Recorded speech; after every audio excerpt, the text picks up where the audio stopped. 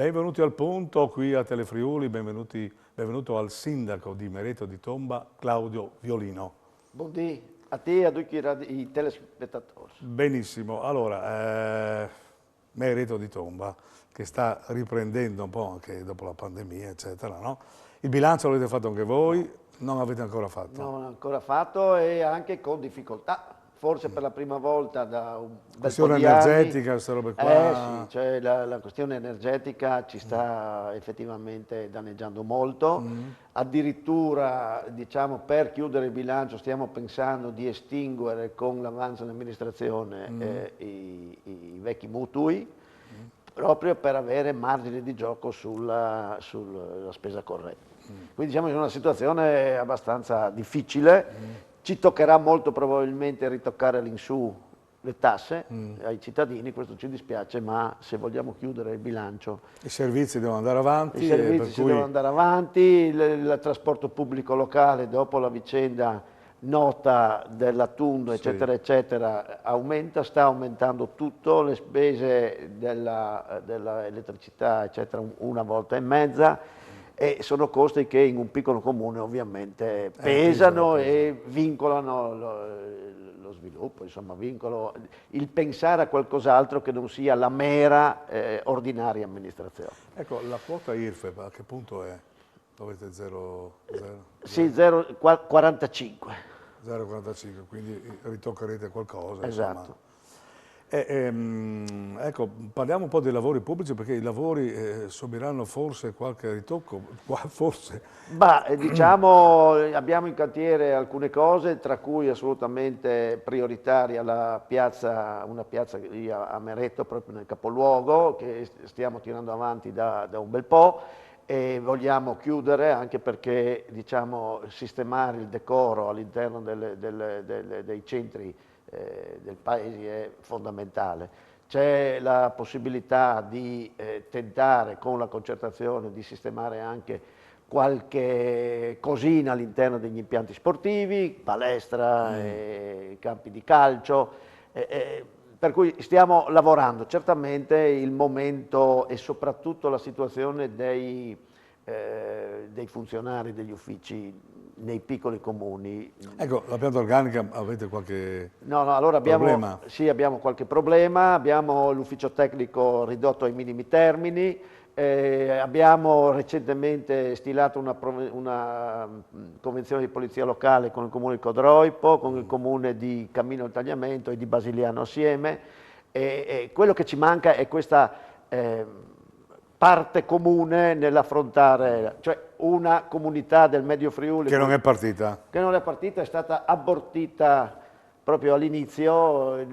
Qui anche il comune più grosso, più grande, cioè Codroipo, diciamo, avrebbe dovuto fare da catalizzatore. Sì, in sostanza, infatti Codroipo ha tentato, ma evidentemente le lacerazioni politiche non gli hanno permesso di essere parte integrante di questo sviluppo. È chiaro che Basiliano e Mereto assieme, che avevano deciso e hanno ancora in piedi la liquidazione della comunità del Medio Friuli, non sono sufficienti a mantenere gli 11 comuni e tutti i servizi. Ecco, non vorrei che l'altare del Medio Friuli fosse stato, come dire, soppresso e fatto cadere per questioni terze. Per il volere di qualche assessore, insomma, dai. Ho capito, abbiamo già capito che il potente assessore del Medio Friuli ha un nome e cognome che noi non citiamo, ognuno prende, no? per buono quello che... Quindi il dopo utile è andato a finire così, in sostanza. Ecco, lei è stato anche assessore all'agricoltura, no? Quindi il momento è veramente difficile anche per la zona, che è evocata anche l'agricoltura, per cui dopo la pandemia, adesso la guerra, quindi aumentano i prezzi non solo della questione energetica, ma anche dei prodotti, no? Sementi, eccetera. Ecco, come vede la situazione nella sua zona e anche in generale, perché insomma a titolo per parlarne. Sì, diciamo che oggi la situazione nel Medio Friuli, che è una zona, diciamo che è il Corn Belt, la cintura a mais, no? Analoga a quella dell'Iowa, fatta in dovute dimensioni, esatto, no? esatto. Che è una zona infrastrutturata per l'agricoltura, diciamo. Mereto di Tomba, per esempio, su 2.700 ettari ne ha 2.000 riordinati, quindi infrastrutturati a produrre agricoltura. E ben che ci sia. Oggi, oltre al problema della pandemia, della guerra in Ucraina che alza i costi delle materie prime e comunque apre anche un mercato interno strategico per la produzione di grano, di mais, eccetera, un problema che si aggiunge è la carenza d'acqua. Il rischio è che il consorzio di bonifica non riesca a garantire Quindi c'è anche questo problema. anche questo problema, oltre a tutto.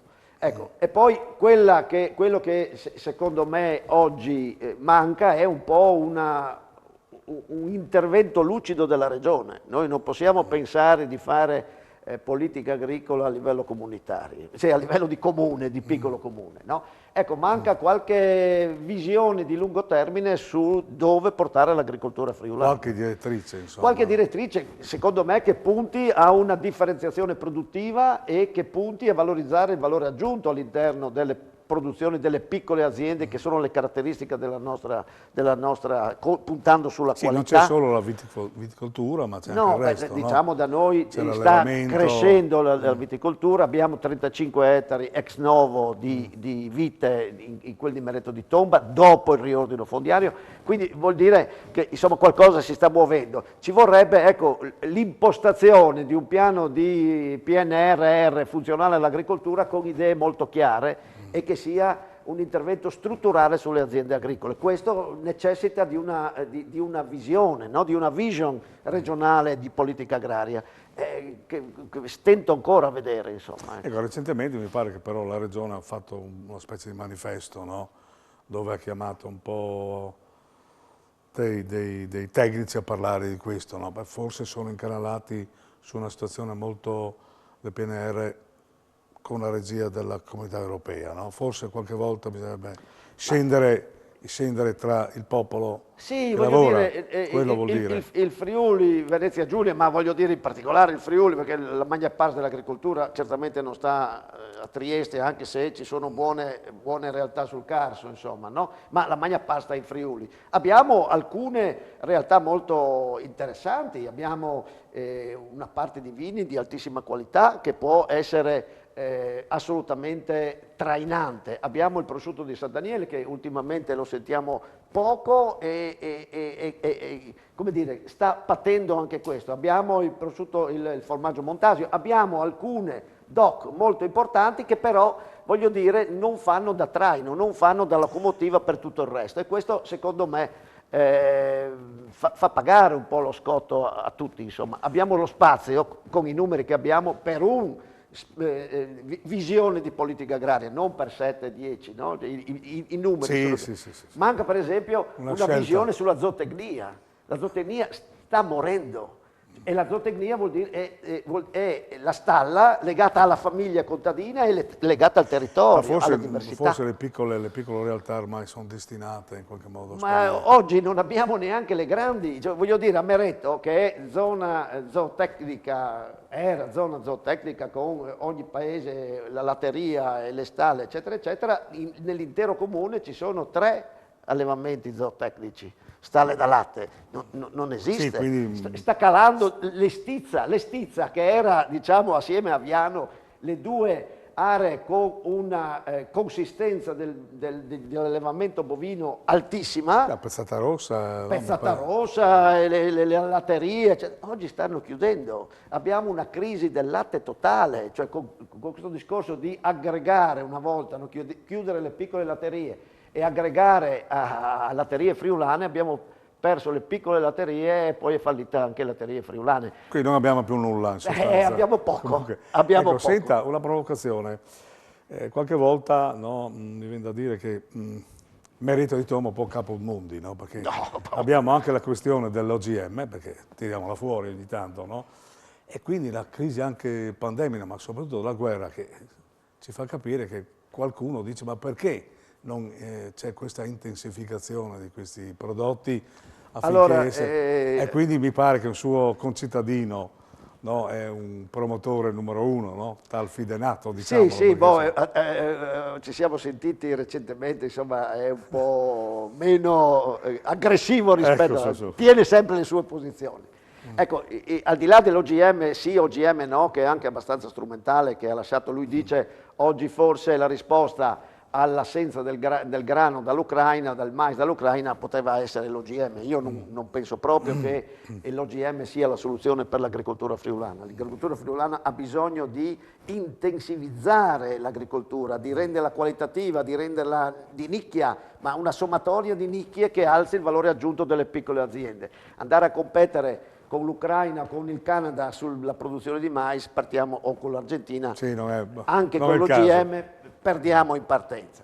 Quello che nasce invece a Mareto, non è Caput Mundi magari, no? Insomma, è una avete bella sempre qualche no. iniziativa legata anche alla Cerealtecnica e alla Biofarma, che è l'iniziativa di creare in sede, sponsorizzata anche dalla Regione, devo dire, qui Zani è stato lungimirante, di creare una sorta di opificio per la trasformazione del seme di canapa con estrazione dell'olio e con una filiera interna che chiude all'interno di Biofarma. Certamente Biofarma ormai è un colosso, no? Ecco, Europeo, questo quindi. è un progetto in via sperimentale che parte con l'obiettivo già di utilizzare 100 ettari, ha aggregato 30 aziende già attorno a questi due colossi, Biofarma e anche Cerealtecnica nel senso dell'agricoltura. E voglio dire, questo potrebbe essere essenzialmente, no, con la creazione di un opificio proprio, di un... Potrebbe dare uno sviluppo ulteriore. Assolutamente, è una visione del futuro molto importante. La canapa, il seme, è un prodotto che non infiamma, antinfiammatorio, che potrebbe essere utilizzato e ha delle migliaia di ricadute. Non è così semplice, però il fatto che parta in un territorio come il Medio Friuli e a Mareto di Tomba mi fa piacere, perché voglio dire dà un'occasione in più di produzione per le nostre aziende. Ecco, senti, in conclusione, il suo progetto di attirare un po' i cittadini, tra virgolette, a Mareto di Tomba, perché come molti comuni sono un po' spopolati in sostanza, no? Va avanti, sta... Stiamo lavorando, per adesso diamo ricetto ai profughi dell'Ucraina. No? Questa è una cosa meritoria, quindi... Esattamente, cioè è molto importante. Diciamo, il susseguirsi di queste crisi pandemiche, la guerra, eccetera, non agevola la promozione di un invito a venire a Mareto di Tomba, insomma. Però noi ci crediamo, siamo molto vicini a Udine, la qualità della vita è ancora buona, puntiamo ancora a salvare i centri storici, a proporre un sistema di vita che punti sulla qualità. Bene, in conclusione un evento, ma quest'estate ormai... Abbiamo in Carnè una sorta di Castellier Fest, quello del perfetto. Castelliere, legato ai siti protostorici, che Sì. come tu ben sai ne abbiamo Tumbare e Castellieri, Sì, il secondo insomma, millennio avanti Cristo. Sono due realtà molto importanti, direi quotidianamente visitate senza avere grandi guide, eccetera, dalla gente che arriva da Udine, che arriva da Trieste, eccetera. E puntiamo a valorizzare questi siti che sono unici e che, insomma... Allora facciamo l'appello ad andare a visitarli, perché assolutamente, è giusto, insomma, sì, abbiamo dei tesori qui in questi Friuli. due siti protostorici legati anche a un sistema protostorico di altri 15 comuni è una proposta storico-culturale di un certo livello. Perfetto, grazie per questa notizia molto importante, Sindaco. Naturalmente auguri a tutta Mareto di Tomba, al Sindaco, all'amministrazione, e ci vediamo la prossima volta, magari con qualche notizia eclatante per quanto riguarda l'economia. Chissà, magari un colpo, no? Ci speriamo e ci potrebbe contiamo. ripartire. Grazie a voi naturalmente e alla prossima.